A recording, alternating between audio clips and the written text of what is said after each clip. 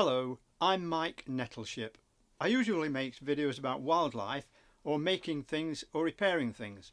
So if you'd like to see some more of my videos, please click on the subscribe button. There's no charge at all. And if at the end of the video you think it's been informative and you liked it, then please give me the big thumbs up. Now today's video is about how to resolve a problem which I come across quite often when I'm buying furniture to renovate. I bought this chest of drawers to renovate and sell on. It's solid mahogany, it's absolutely beautiful. I just love the shell design and the shape of the drawers. It's quite unique. I don't think I've ever actually seen one like it. Now, what I'm going to do is do some work on it and smarten it up a little bit. But the main problem is that one of the handles is missing. And this is a bit of a problem because I would never find one just the same. The other alternative is to buy a new set of all of them, which would cost quite a lot of money. So instead, I'm going to make one myself, and this is what this video is about.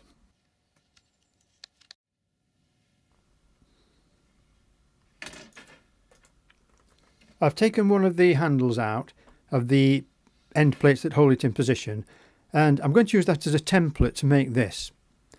Now inside, I'm going to put a piece of wire to give it strength, because the other material I'll be using hasn't got that much strength. So here's a piece of wire that I've got in the workshop. All of the things I used to do this I've already got in stock, so it won't actually cost me anything. So first of all, I've got to bend the wire to the exact shape of the handle.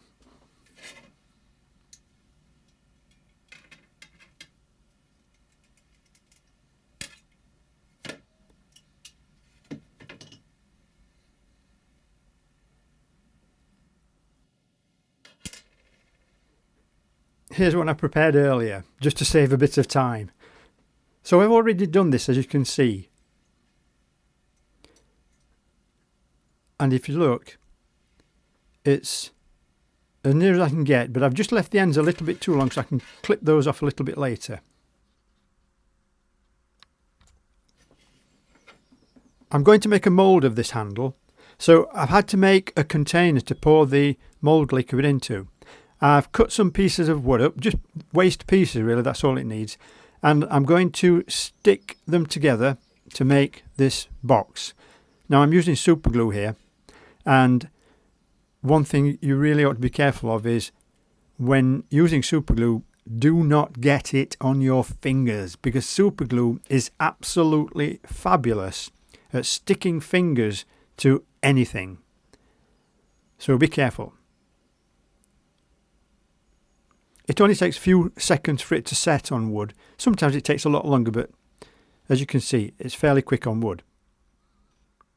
I've made this box as small as I can so that I won't waste the rubber mould solution that I'm going to have to use. And I've got a little cloth that's damp, just with water, just to be able to clean my fingers later. Now this is what I'm using, decorator's cork. I'm not associated with this manufacturer whatsoever. This just happens to be the one that I've got in stock. And I'm going to go around all the corners and anywhere where the mould could seep out, because if it can, it will. And you don't want that to happen.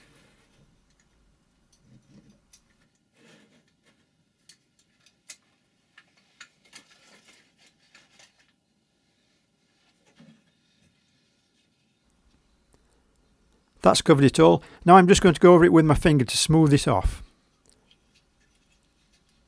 This decorator's cork is better to use than silicone, because silicone isn't water based and it's terrible stuff once you get it on your fingers. The decorator's cork is nice and easy to use. You can wipe any excess off with a wet cloth, and that's what I'm going to do. And you can also use it to just clean your fingers.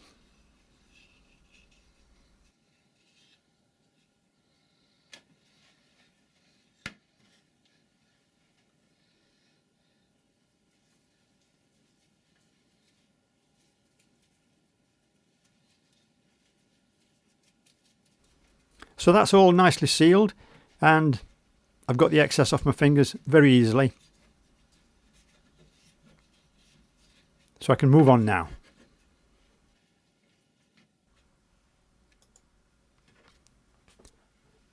As I've already mentioned, I want to use as little of the mould making liquid as I can. So this is a technique I use to find out just about the right amount. First of all, pour the water in so that it just covers the item that you're wanting to make a mould from.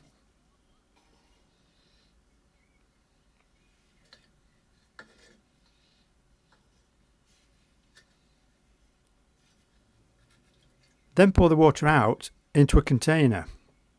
Then you can see in the container which you're going to mix the liquid in just how much you'll need. In actual fact, this is a little bit more than I'm going to mix because I would rather it be a little short and have to add to it.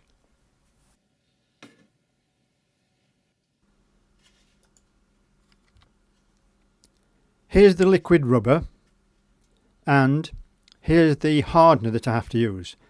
Now they're mixed by weight with 3% of the hardener to 100% of whatever it is of the liquid rubber.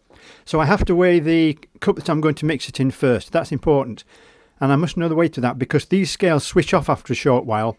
So if I started to do the whole thing and the scales switched off, I wouldn't know how much the cup weighed and I'd be stuck.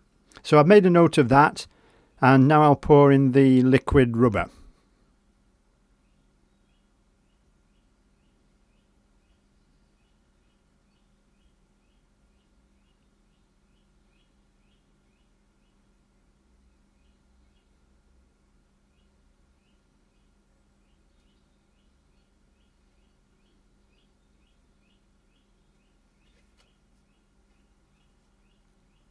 This stuff is really sticky, so I usually try not to get it anywhere that it shouldn't be.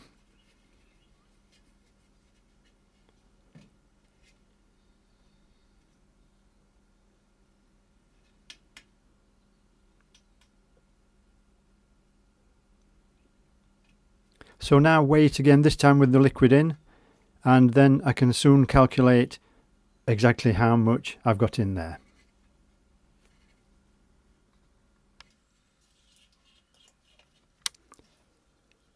Now I've got to drip the hardener in. Trying to get 3% of such a small amount is quite difficult even on these sensitive scales. But it's better to put a little bit too much in because if you don't put enough in, then the silicone rubber compound won't set at all. Once that's in, give it a real good stir. Keep stirring it for a minute or two, scraping the sides and the bottom to make sure that you've got all of the silicone mixed in.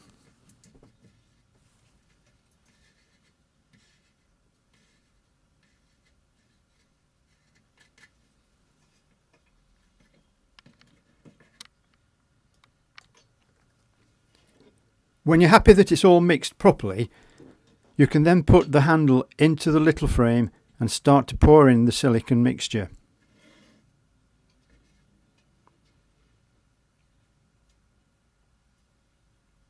Now today it's quite cold where I'm working outside in my garage workshop, and so the mixture is quite thick. Had it been a warmer day, that would run more easily and it'd be a little bit easier to fill it.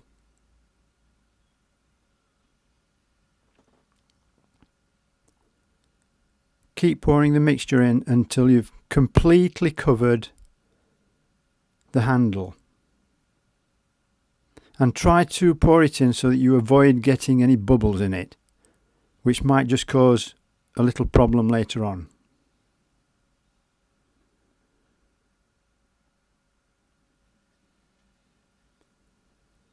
Once that's completed, simply leave it to set. I usually leave it for 24 hours, although it will be hard to touch after not very long, depending on temperature.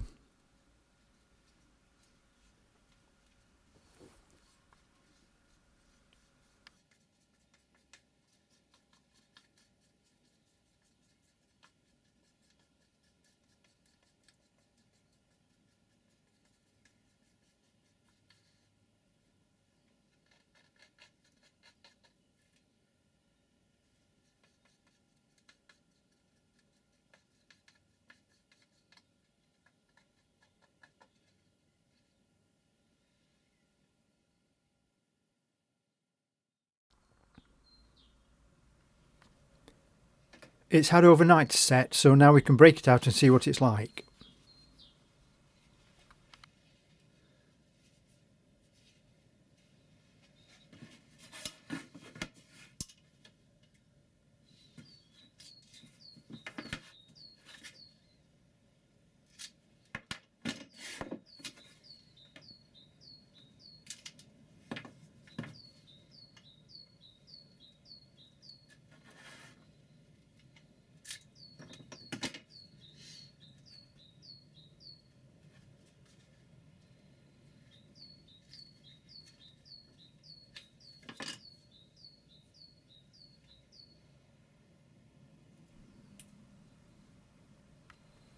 Well, it isn't as perfect as I'd hoped. As you can see, there are a couple of bubbles in it.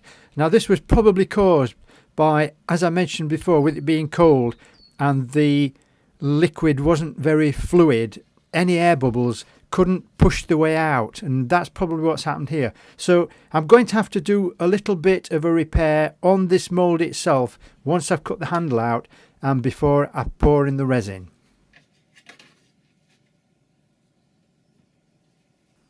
The first thing I've got to do though is cut the rubber mould so that I can get the handle out of it.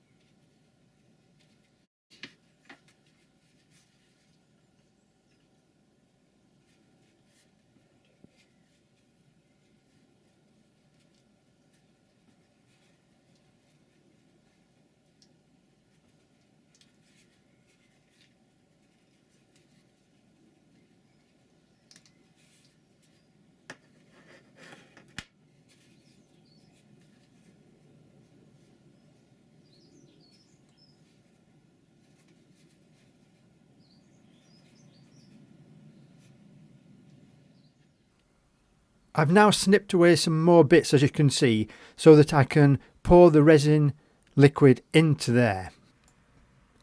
I've repaired the side where the bubbles were to stop the resin flowing out when I pour it in. I've just used 2 little pieces of wood to do that.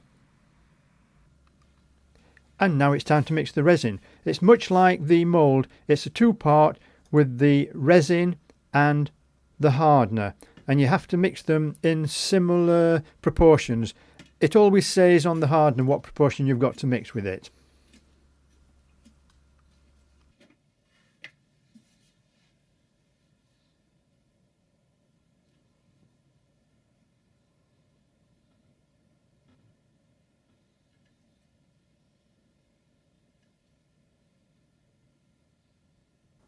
This is such a small amount that it would be just too difficult to measure it, so I'm just going to guess.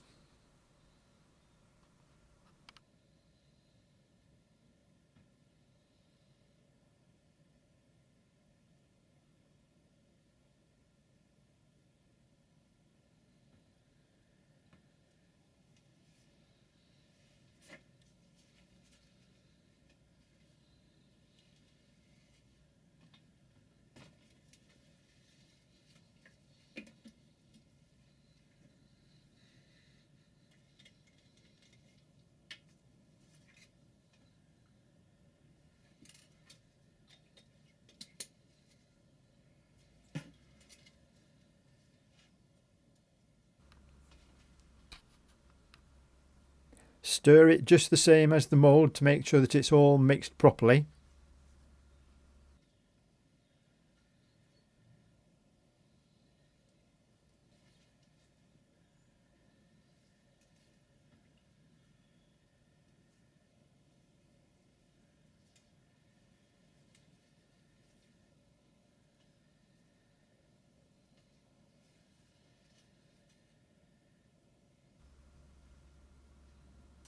And then just pour it into the mould.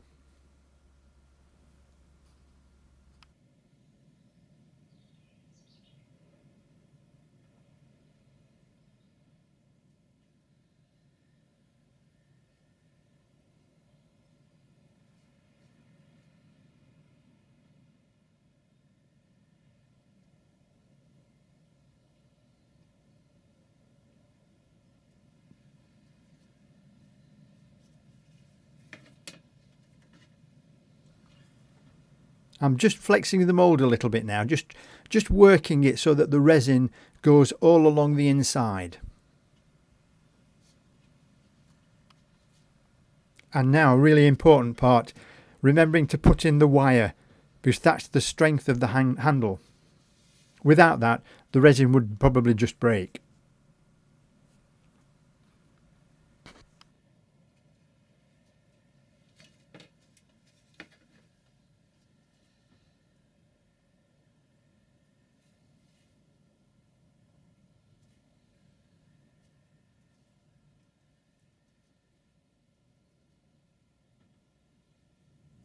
I'm just working it in here so that the wire will be completely covered in the resin. You might have noticed I'm wearing gloves this time because you really don't want to get this resin on your hands. I'm happy with that, so now I can pour in the rest of the resin and cover it up completely.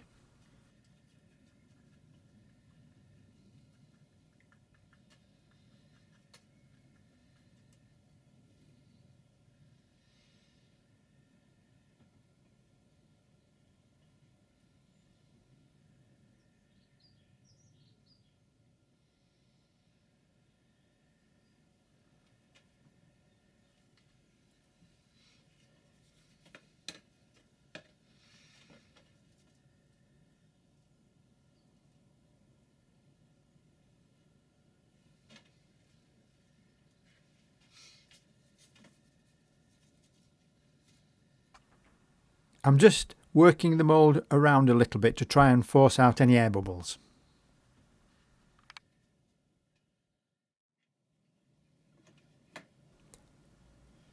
I've left it overnight to set, so now I can take it out and see what it's turned out like.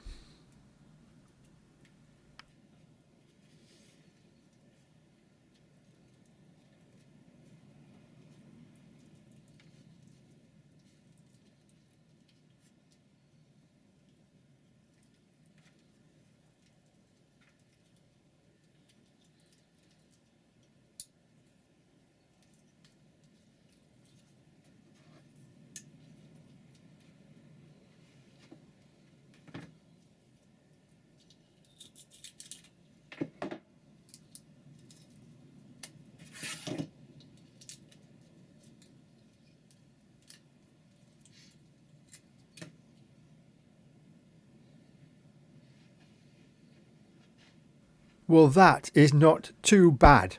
It's actually beginning to look like a proper drop door handle. What I've got to do now is file off the rough bits on the one side. One side is good because that was the top when the mould fluid was poured onto it. But the underside is the side that's flat, so that's the one that needs the attention now.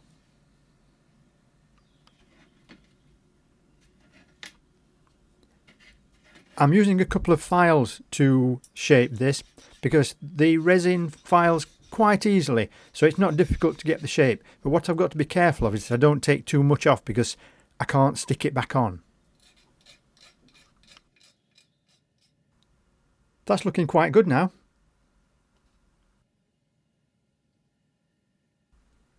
All that needs now is for it to be made the same colour. Now these handles are all brass, but they've got a lovely brown patina on, but in some places you can see the brass coming through as a yellowy goldy colour. So what I'm going to do with this is, first of all, I'm going to paint it gold, which looks a little bit like brass, and then I'm going to paint it with a brown on top of that, and you can probably be able to see some of the gold just coming through, which will make it look quite authentic.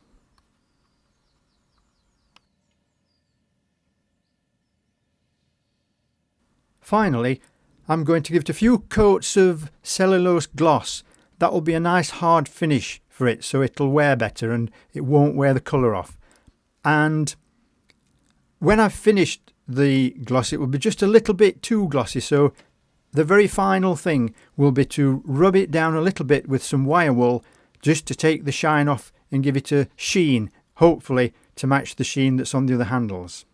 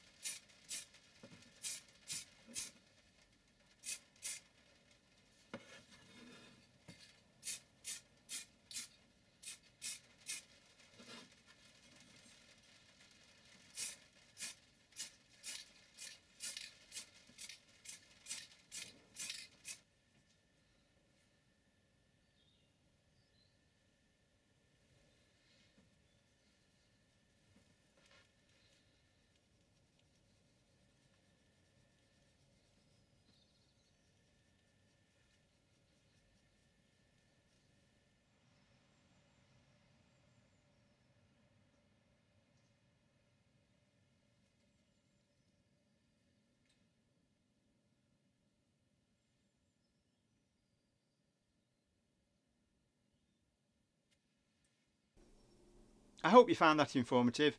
If you did, please don't forget to click the subscribe button and give me a thumbs up, and hopefully I'll see you again.